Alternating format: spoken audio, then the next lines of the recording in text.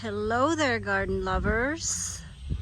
It is Tuesday after Mother's Day, and I thought I will do a video to show you guys how happy I am and how blessed I feel to receive a couple of gifts for Mother's Day, but this one in particular that I've wanted to have to replace the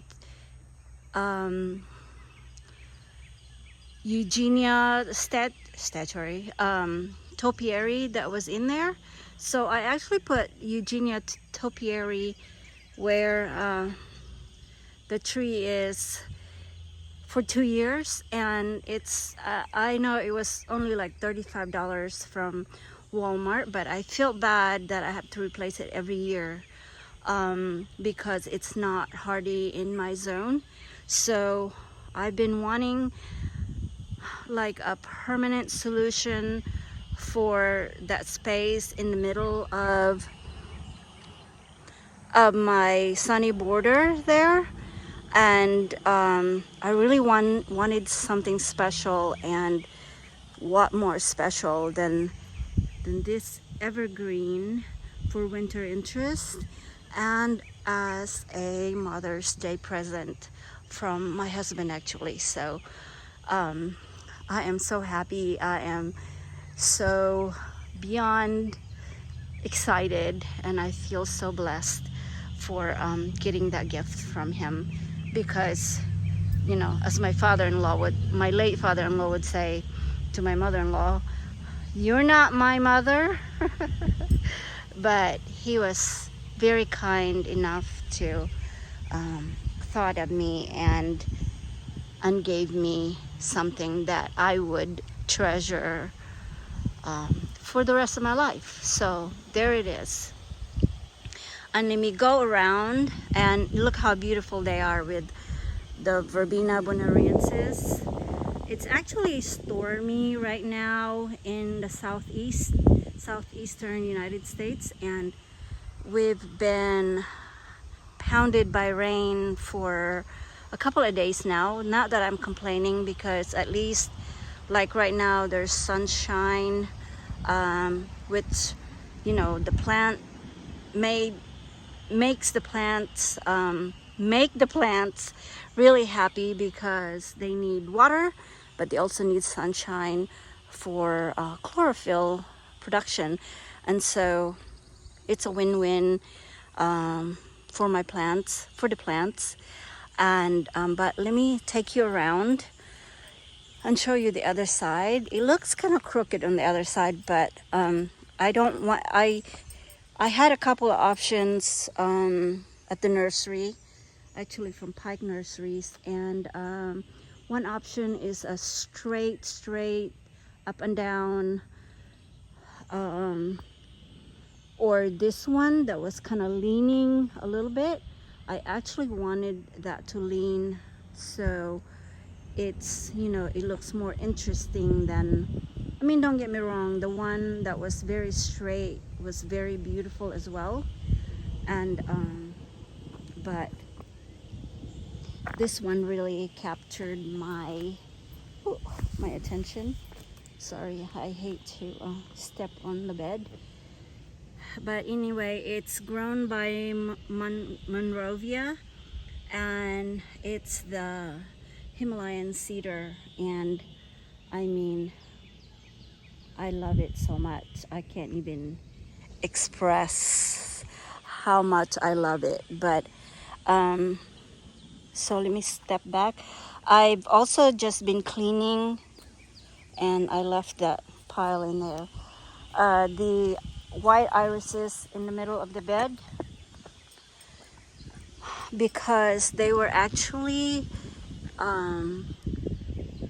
has been attacked by black spots, I guess because we have so much rain lately, and so I didn't want the roses around there to you know, get infected. So I cut them down to that much, and they will recover. They're very resilient.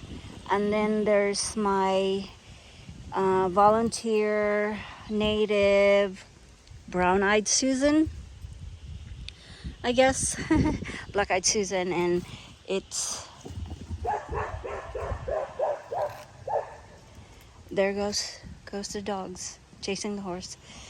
So the black-eyed Susans are blooming, and then also, sorry, the rose campion, one of many, but most of all, this special yellow echinacea.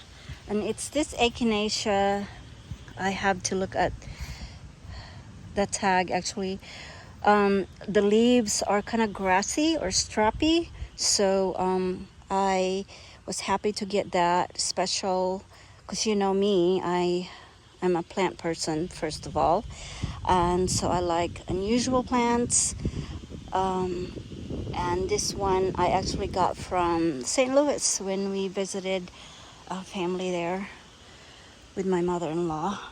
And then there's another, I don't know where this come from, but it's some type of euphorbia, and there's this tiny beautiful white flowers on it, and they just grow everywhere. I don't remember growing any, and so I just leave them there, and they're beautiful as well.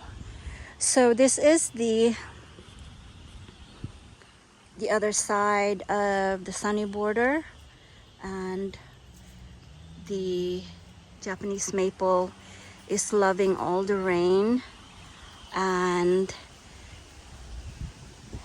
but I was anxious actually. This agastaki, I think it's a Poquito orange, is very fat. It's about to bloom, I guess, soon. There's some, I don't know, but it was a tiny sale plant when I got it, and but I was anxious to see this Helenium kind of grow.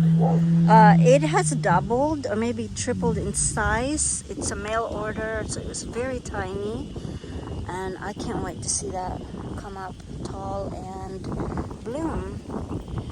And of course the Caradonna salvia, it was full of blooms, and I deadheaded it so it would rebloom again for me.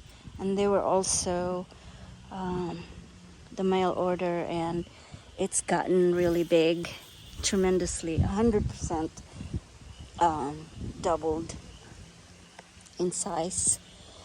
So that's really what's going on. I still am waiting for grasses to be available in the stores, and to complete this bed right here. I thought I would do 3 medium-sized grasses to fill in that, and I already have this one, which I thought about it. I think this was an impulse buy. After I planted that, I was thinking I really wanted one type of grass for the whole bed, but we'll see. I can always dig it up and move it somewhere. And this is Alomandra grass, which is a variegated yellow variegation grass. And so yeah, that's really all. Everything is done blooming. The roses are done blooming. I got this, I'm hoping that zinnia will stay short like that, but I don't think so. But this Fema,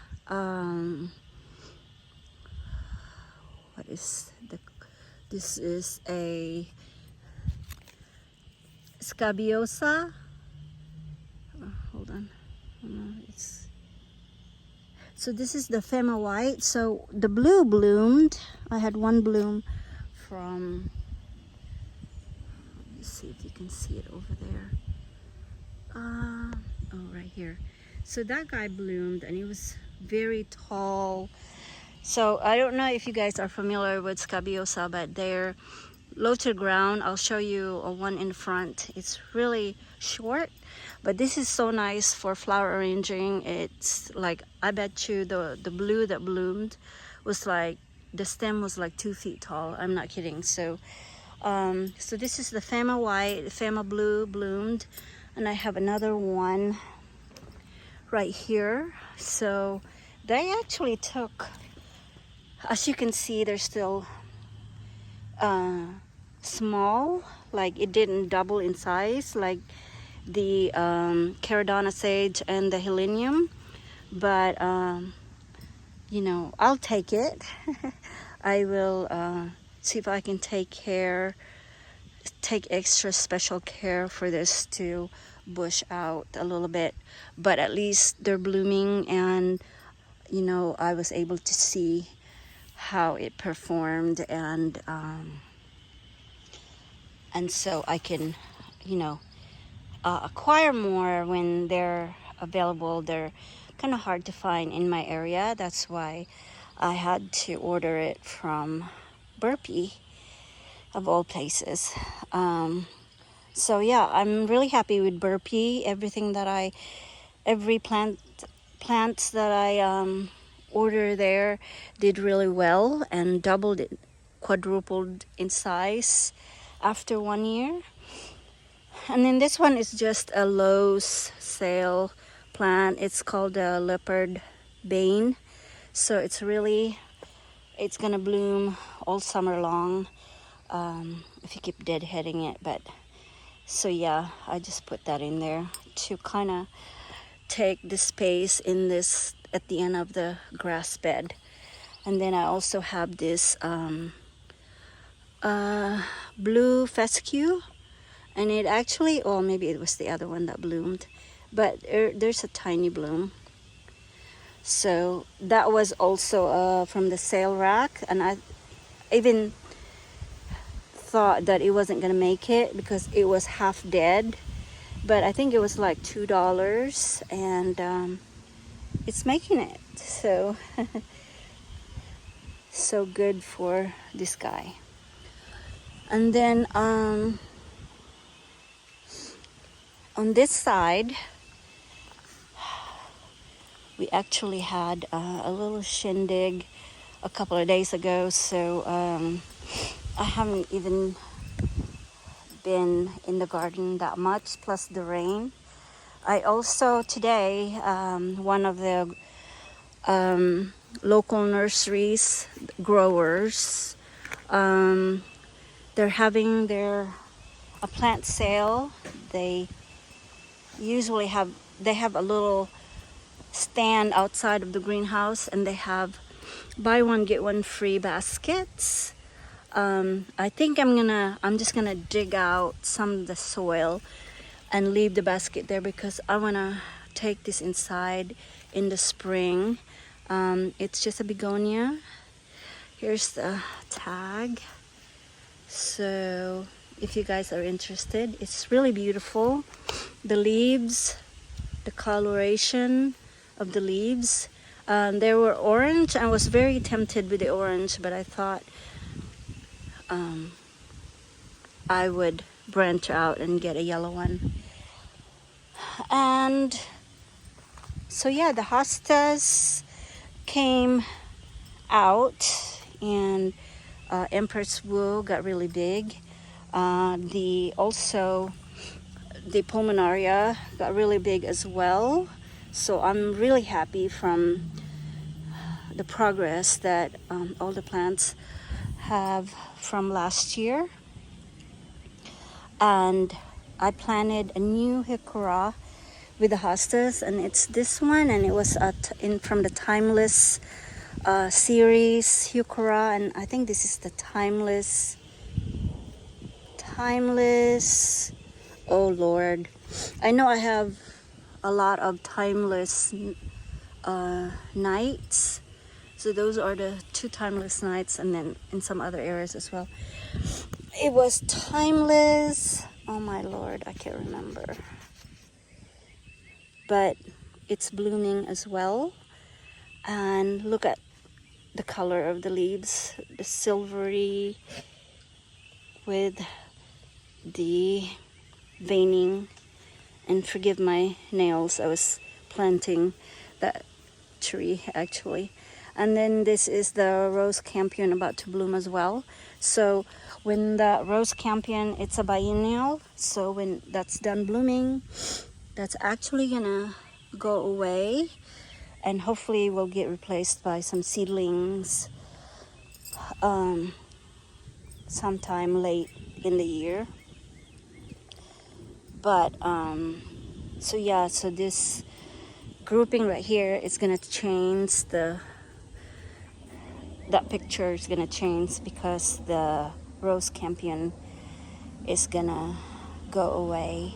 And then all the anniversary hostas are back. The all three of them. And then there's actually two, like that one didn't really, it's not doing well. It literally just came up like a week or so ago, so later than the others.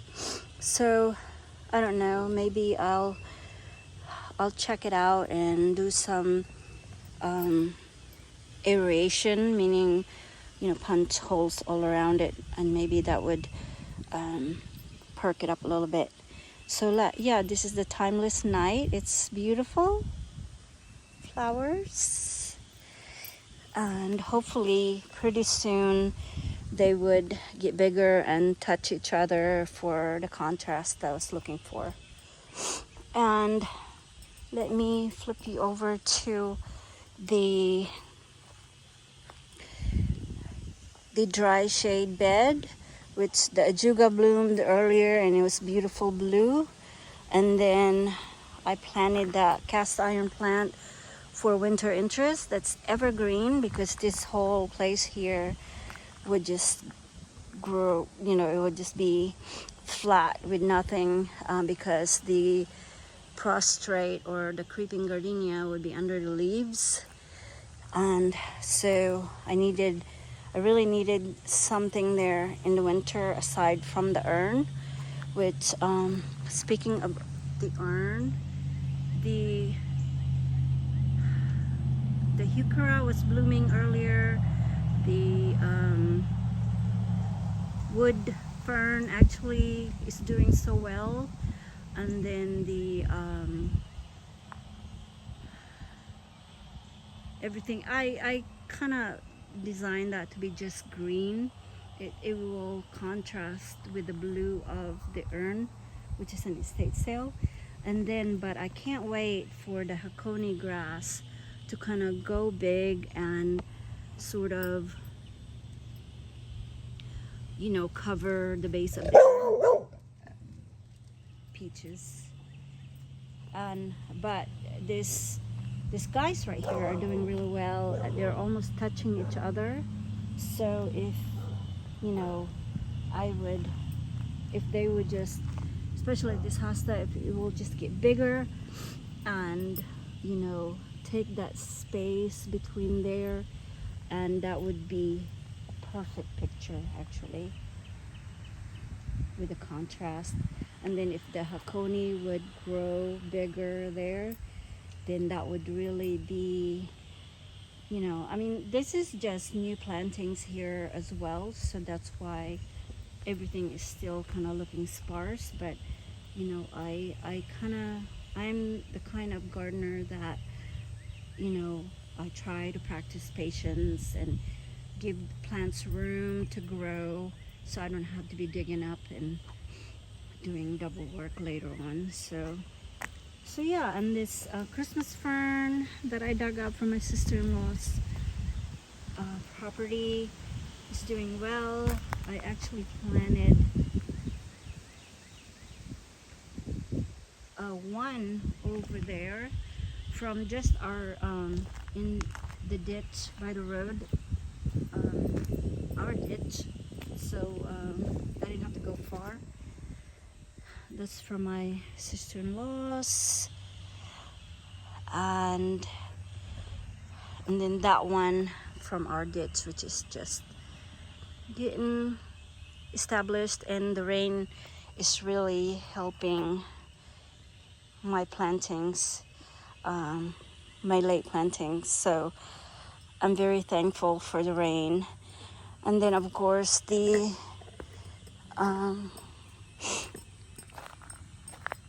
evergreen heuchera, it finally bloomed for me. The stem is probably 3 feet tall, so it was very it's very tall. And so I had just put this estate sale metal heavy duty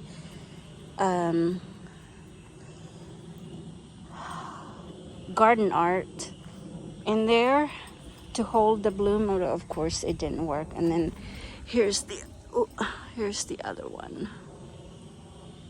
So it's very tall. So it's actually our native heuchera, and it's accompanied by the ajuga and the beautiful kind of dark colors with that hosta right there. So yeah, this bed is coming along.